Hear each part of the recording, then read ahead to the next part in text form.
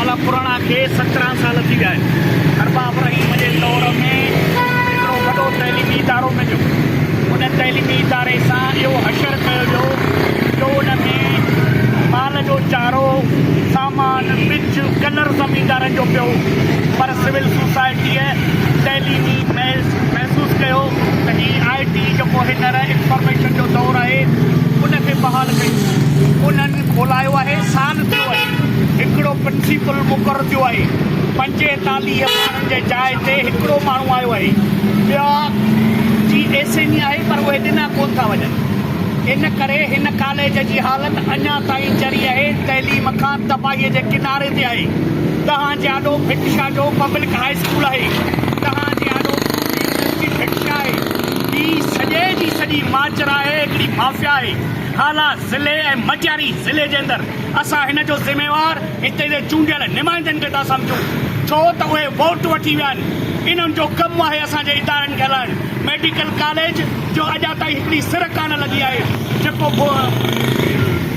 Chairman साहब peoples party जो इफ़्तिताह करे वियो। त असीं चऊं था त हीअ इदारा मटियारी ज़िले जे माण्हुनि जी मिल्कियत आहिनि, असांजे टैक्स मां ठहिया आहिनि। जेकॾहिं असांजे माण्हुनि खां तइलीम जो ज़ेवर खसियो वियो, असांजे माण्हुनि सां तइलीम न ॾिनी वई, त पोइ ही एहतिजाज जो दाइरो वसी कयो वेंदो। इन करे ही IT कॉलेज जेको आहे उन में लैब कोन्हनि, उनखे लाइट कान्हे, उन में ॿियनि कमरनि जी ज़रूरत आहे, लेडीज़ लाइ वॉशरूम कोन्हनि, फर्नीचर कोन्हे, ऐं हिते दाहूं करे करे थकी पिया आहियूं। कंहिंखे का बि सम्झ कान्हे त ही इदारा जेके आहिनि उन्हनि सां माण्हुनि जी तइमीर थींदी आहे। टेक्निकल कॉलेज जे तइमीर सां माण्हू रोज़गार सां थींदा आहिनि। ही हाला जे माण्हुनि सां ॼाणी वाणी माटे जी मां वारो सलूक कयो वञे। उन करे असां इहो तय कयो आहे त सितम की न सहबो बग़ावत कबी, सितम कर ला बर्पा क़यामत कबी।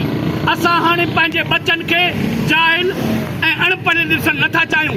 हिते जा वॾेरा, हिते जा फोतार इहो चाहिनि था त हुननि खे तइलीम न मिले, इन करे को बि उन्हनि जो इंट्रस्ट कोन्हे।